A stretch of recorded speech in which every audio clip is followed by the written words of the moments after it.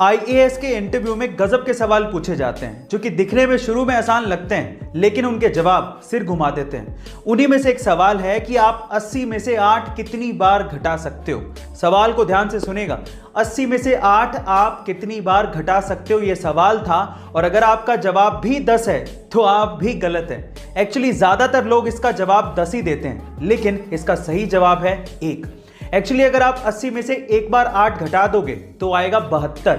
अब अगली बार 8 आपको 72 से घटाना है, 80 से नहीं। इसलिए 80 में से 8 आप एक ही बार घटा सकते हो। गाइस, आपको ये इंटरेस्टिंग सवाल कैसा लगा कमेंट सेक्शन में जरूर लिखेगा। कभी कभार किसी को कोई चीज फ्री में या किस्मत से या बिना मेहनत के मिल जाती है तो वो उसकी वैल्यू नहीं करता, बाद में वो उसे गवा देता है और फिर पछताता है। उसी में से एक चीज है पैसा, जिसे अगर आप मेहनत से कमाओगे तभी आप उसकी कीमत समझ पाओगे।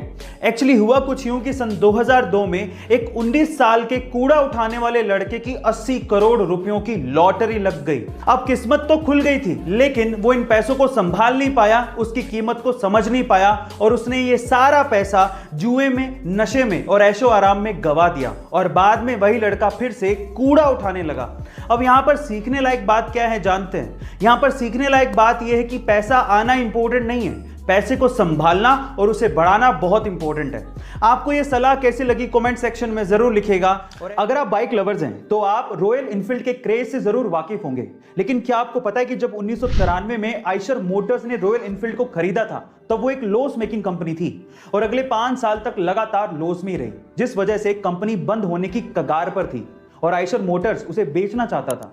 लेकिन तब के एमडी सिद्धार्थ लाल, जो कि खुद बाइक्स के बहुत बड़े शौकीन थे, उन्होंने बोर्ड ऑफ डायरेक्टर से एक और चांस मांगा और उसके बाद रॉयल एनफील्ड में कुछ मॉडिफिकेशंस किए और खुद से कई 100 किलोमीटर इंडिया में रॉयल एनफील्ड से घूमे ताकि इंडिया में बाइक्स का क्रेज फिर से शुरू किया जा सके।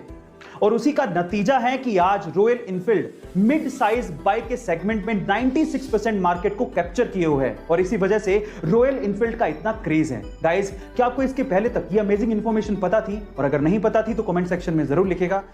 दुनिया में सबसे पहले सुपर कंप्यूटर 1964 में बनाया गया था, लेकिन अगर मैं आपसे सवाल पूछूं कि इंडिया में सबसे पहले सुपर कंप्यूटर किसने खरीदा था तो आप लोग क्या कहेंगे? देखिए, अगर आप किसी आईआईटी का या फिर इसरो का या फिर किसी गवर्नमेंट ऑर्गेनाइजेशन का नाम लेने वाले हैं तो आप लोग गलत हैं। एक्चुअली इंडिया में सबसे पहले सुपर कंप्यूटर खरीदा था चंपकलाल चौकसी ने। चौंक गए ना? और वो भी 1970 में 8 करोड़ रुपए देके। पर सवाल यह है कि इन्होंने ऐसा क्यों किया, मैं आपको बताता हूं। चंपकलाल चौकसी एशियन पेंट के मालिक थे और वो एशियन पेंट को इंडिया में कोने कोने में एक एक डीलर तक पहुंचाना चाहते थे, जिसके लिए उन्हें मैसिव डेटा एनालिसिस करना था, जो कि सिर्फ सुपर कंप्यूटर से ही पॉसिबल था। अब इनके दिमाग की दाद देनी पड़ेगी। इन्होंने सुपर कंप्यूटर 1970 में खरीदा, तब जब कोई कंप्यूटर का नाम तक ढंग से लेना नहीं जानता था। गाइस, क्या आपको इसके पहले तक की इंफॉर्मेशन पता थी? और अगर नहीं तो कमेंट सेक्शन में जरूर लिखिएगा। और ऐसे अमेजिंग वीडियोस के लिए शेयर, सब्सक्राइब एंड लाइक। मिलता है अगली वीडियो में।